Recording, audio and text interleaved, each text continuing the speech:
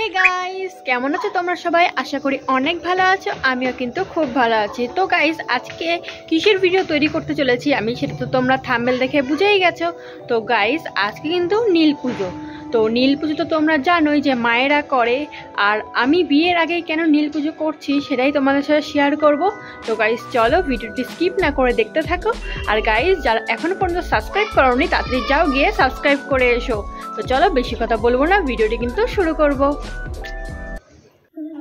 जय जय हो शंकरा आदिदेव शंकरा तेरे जाप के बिना चले ये सांस किस तरह मेरा कर्म तू ही जाने क्या बुरा है क्या भला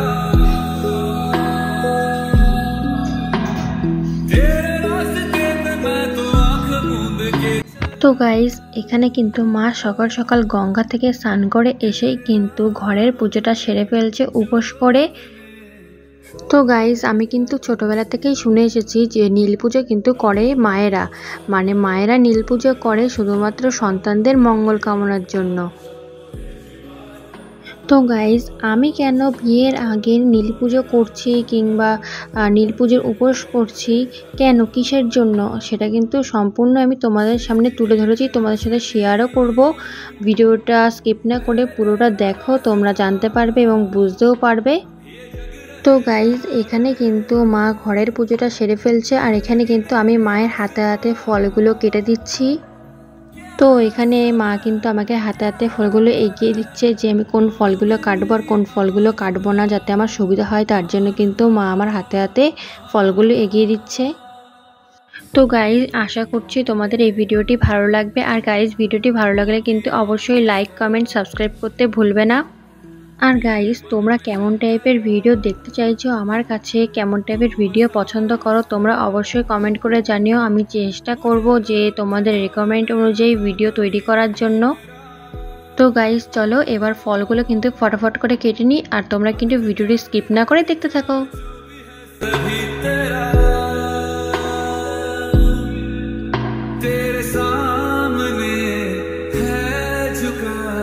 मेरे सर पे हाथ रख तेरा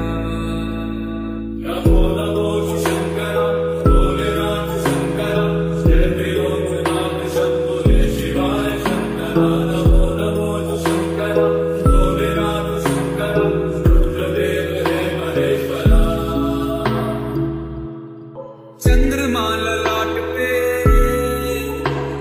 भस्म है भुजाओं में वस्त्र बाघ छाल का है खड़ा पाँव में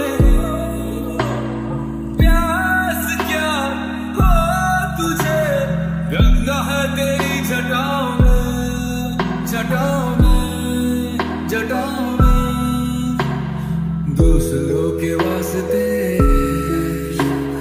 तू सदैव ही जिया मांगा कुछ कभी नहीं तूने सिर्फ है दिया समुद्र मंथन का था समय जो आ पड़ा द्वंद्व दोनों लोक में विषामृत पे था छिड़ा अमृत सभी मैं बांट के प्याला विष का तूने खुद पिया नमो नमो शंकरा भोलेनाथ शंकरा जय त्रिलोकनाथ शंभो रे शिवाय शंकरा नमो नमो शंकरा भोलेनाथ शंकरा रुद्रदेव रे महेश्वरा जय जय हो शंकरा आदिदेव शंकरा तेरे जाप के बिना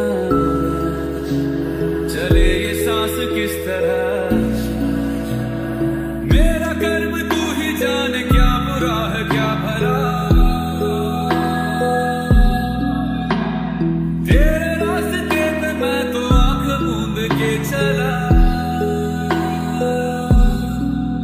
तेरे नाम की जोत ने सारा हर लिया तमस मेरा नमो नमो शंकरा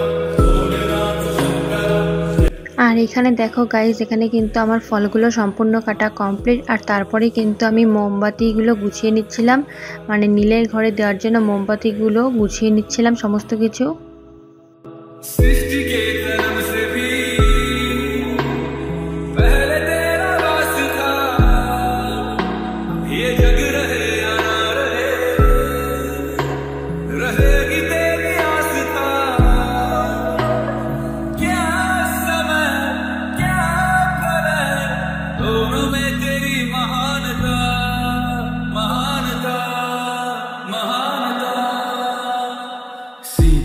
की ओट में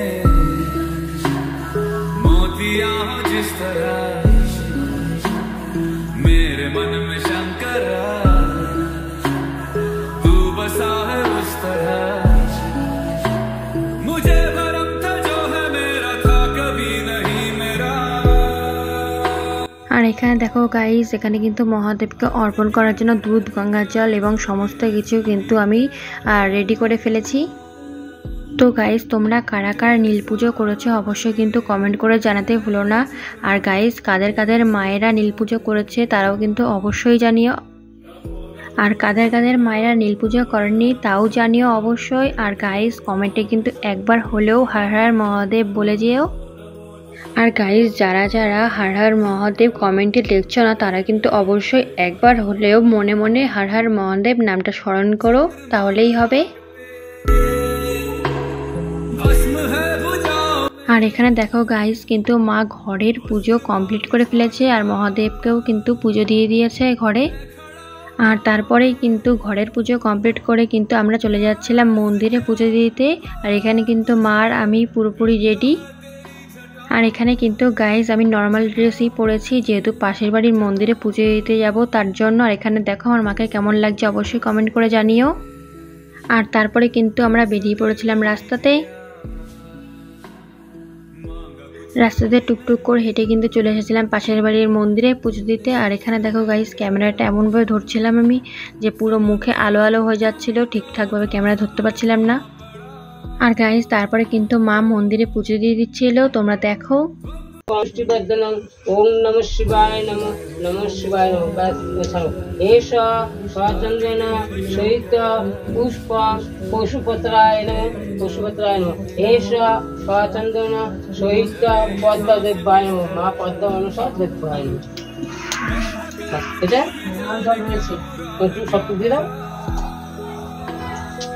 তো বাহাত্তর ডানাতের সঙ্গে থাকো এইসব ধরে রাখো। খালিয়াতে দেয় না তো বাহারটার সঙ্গে না।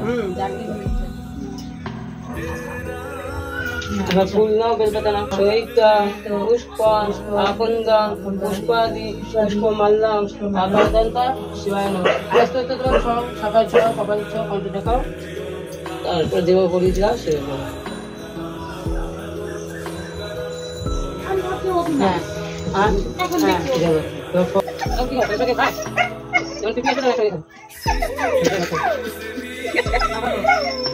না বলতে হবে দাবা করে বলছি।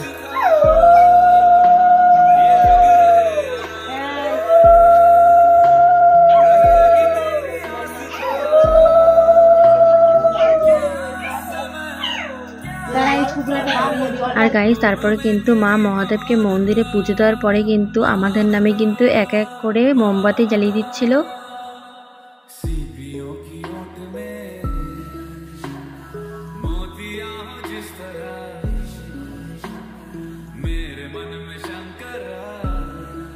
আর তারপরে কিন্তু গাইস, বাড়িতে এসে আমি এখানে এটা কি বলে, এটাকে তরমুজ বলে, তরমুজ খাওয়া শুরু করে দিয়েছি। আর গাইস, জানো তো আমি না মাঝে মাঝে তরমুজ নামটা না ভুলে যাই। এটা যে তরমুজ আমি সেই জিনিসটাই ভুলে যাই মাঝে মাঝে, না আমি এটাকে আনারস বলে ফেলি। তো গাইস, কারা কারা তরমুজকে আনারস বলে অবশ্যই কিন্তু কমেন্ট করে জানিও আমার মতন।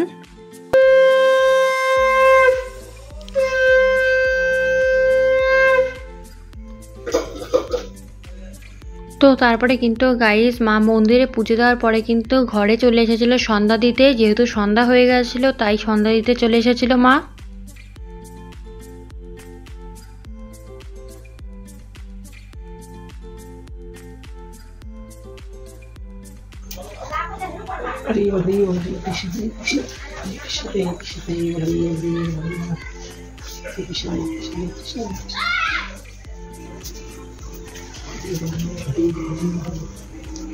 তো গাইজ তারপরে কিন্তু পুজো টুজো কমপ্লিট করে কিন্তু চলে এসেছিলাম সাবু মাখতে, সাবু মেখে খাবো তার জন্য। তো এখানে কিন্তু আমি এখন সাবুটা মেখে নিচ্ছি। তো আমি কীভাবে মাখছি তোমরা দেখো। আর গাইজ কারা কারা আমার মতন সাবু খেতে পছন্দ করো অবশ্যই কিন্তু কমেন্ট করে জানিও। আমার তো সাবু মাখা খেতে জাস্ট অসাম লাগে, অসাম।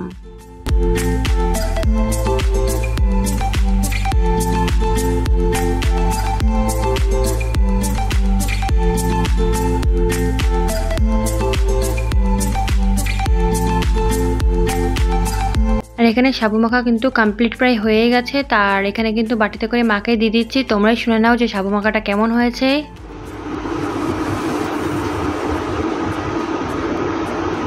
কেমন হয়েছে? আর গাইজ এখানে কিন্তু আমি বাটি নিয়ে বসে পড়ছি সাবু মাখা খাওয়ার জন্য। আর মা কিন্তু পুরো টায়ার্ড হয়ে রয়েছে উপোস করে। মা যে ঘুমের ঘরে খাচ্ছে সেটা তো তোমরা দেখলেই বুঝতে পারবে যে মায়ের চোখে কতটা ঘুম। এটা কিন্তু একটা জিনিস ঠিক গাইজ, যে উপোস করলে কিন্তু পুরো শরীরটাই ছেড়ে দেয়, মানে ফুল টায়ার্ড হয়ে যায়। যারা উপোস করে তারা তো জানোই। আর গাইজ তারপরে কিন্তু সন্ধ্যাবেলায় একটু মুখরোচক খেতে ইচ্ছা করছিল, তার জন্য কিন্তু আমি এখানে নিয়ে চলে এসেছি চাউমিন তৈরি করে খাবো। আর যেহেতু গাইজ আমাদের বাড়িতে নিরামিষ চলছিল, তাই কিন্তু গাইজ এখানে আমি নিরামিষ চাউমিন তৈরি করে নিচ্ছি। তো গাইজ আমি কীভাবে তৈরি করছি সেটা তোমরা দেখো। আর গাইজ ভেবেছিলাম মায়েদের মতন আমিও কিন্তু মহাদেবের পুজো করব, কিন্তু যেহেতু এটা মায়েরা করে সেহেতু কিন্তু আমি আর করিনি শেষ পর্যন্ত।